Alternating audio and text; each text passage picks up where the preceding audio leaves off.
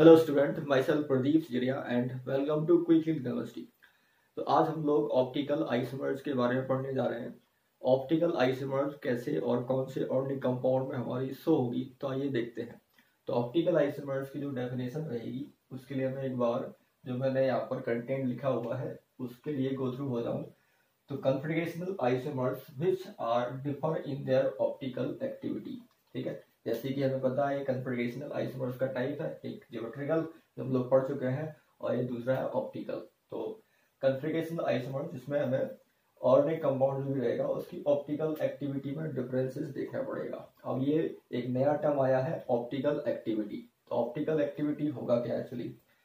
तो optical activity को थोड़ा सा मैंने यहाँ पर कंटेंट को लिखा हुआ है, उसको अगर मैं देखूं, the ability of optically active substance to cause rotation in the plane of oscillation of polarized light is called optical activity।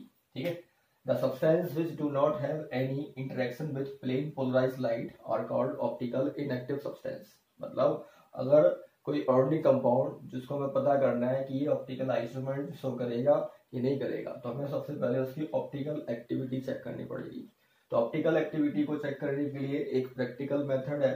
तो प्रैक्टिकल मेथड में मुझे क्या करना पड़ेगा, एक प्लेन पोलराइज लाइट जनरेट करनी पड़ेगी। अगर वो प्लेन पोलराइज लाइट मतलब प्लेन पोलराइज लाइट जो होती है वो परपेंडिकुलर होती है, अगर वो perpendicular plane polarise light right side मतलब क्लॉकवाइज या लेफ्ट साइड मतलब एंटी क्लॉकवाइज अगर अपनी प्रोपगेशन से रोटेट होती है, ठीक है, तो अगर वो रोटेट होगी तो ये क्या कहलाएगा, ऑर्गेनिक कंपाउंड ऑप्टिकल एक्टिव कहलाएगा। और अगर वो कोई इंटरेक्शन नहीं रखता प्लेन पोलराइज लाइट से तो वो ऑप्टिकल एक्टिव सब्सटेंस नहीं रहेगा, मतलब वो ऑप्टिकल आइसोमर शो नहीं कर सकता। ठीक है, तो ये तो प्रैक्टिकल मेथड था। तो आगे मैं सारे टर्म को लेके आऊंगा कि प्रैक्टिकली हमें ऑप्टिकल एक्टिव सब्सटेंस कैसे चेक करने होंगे, कैसे ये प्लेन पोलराइज लाइट को राइट साइड और कैसे ये रोटेट करेगा लेफ्ट साइड। तो ये सारी इंफॉर्मेशन मैं कंटिन्यू करूंगा। तो ऑप्टिकल एक्टिव सब्सटेंस उन्हीं को बोला जाता है जो प्लेन पोलराइज लाइट को अपने में से पास करने के बाद वो अगर राइट साइड रोटेट करते हैं या लेफ्ट साइड रोटेट करते हैं। तो अगर वो राइट साइड और लेफ्ट साइड रोटेट करता है तभी हमारा वो सब्सटेंस क्या होगा, अपना ऑप्टिकल एक्टिव रह पाएगा। अगर वो ऑप्टिकल एक्टिव नहीं है तो कोई इंटरेक्शन ही नहीं होगा, प्लेन पोलराइज लाइट का कोई इंटरेक्शन ही नहीं होगा वहां पर। तो इस बात का हम ध्यान रखें। ओके, सो मैं इसके एक्सपेरिमेंट की बात करने जा रहा हूं। तो इसका जो एक्सपेरिमेंट होता है ऑप्टिकली एक्टिविटी का वो कैसे होगा, तो आइए देखते हैं। The following experiment was conducted to determine the optically activity of a substance. तो चेक करने के लिए सबसे पहले यहाँ पर एक लिया जाता है ऑर्डिनरी लाइट। ठीक है, एक ऑर्डिनरी लाइट सोर्स रहेगा अपने पास ये।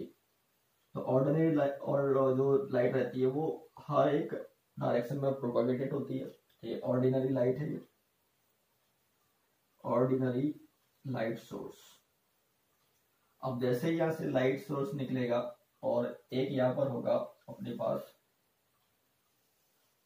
पोलराइजर। ये पोलराइजर मैंने ले लिया, यहाँ से पास होने के बाद ठीक है ये क्या हो जाएगी, प्रोपागेटेड हो जाएगी। ये पास हो रही है यहाँ से क्या हो गई है, लाइट जो सभी डायरेक्शन में थी अब वो प्रोपागेटेड हो गई है। प्रोपागेटेड कैसे हो जाएगी, मतलब परपेंडिकुलर, प्लेन ऑफ पेपर के परपेंडिकुलर, ये परपेंडिकुलर होगी। ठीक है, तो प्लेन पोलराइज्ड लाइट बोला जाएगा इसको। ठीक है, और ये क्या है, पोलराइजर, यहां से पोलराइज हुई हो। अब जैसे ये पोलराइज हो चुकी है, प्लेन पोलराइज लाइट बन चुकी है, अब यहाँ पर एक लिया जाता है ट्यूब। ये ट्यूब है अपने पास, ठीक है, ये अपने पास ट्यूब है जिसमें हमारा सब्सटेंस भरा होगा। तो ऑर्गेनिक सब्सटेंस यहाँ पर भरा होगा, यहाँ पर ऑर्गेनिक सब्सटेंस रहेगा। ये ट्यूब है, ठीक है, ट्यूब के अंदर ऑर्गेनिक सब्सटेंस भरा होगा। तो जैसे ही प्लेन पोलराइज लाइट इस ऑर्गेनिक सब्सटेंस पर पड़ेगी तो पड़ने के बाद अगर ये लाइट ठीक है अपनी डायरेक्शन से चेंज होती है, तो डायरेक्शन क्या है इसकी, परपेंडिकुलर, ये डायरेक्शन है इसकी।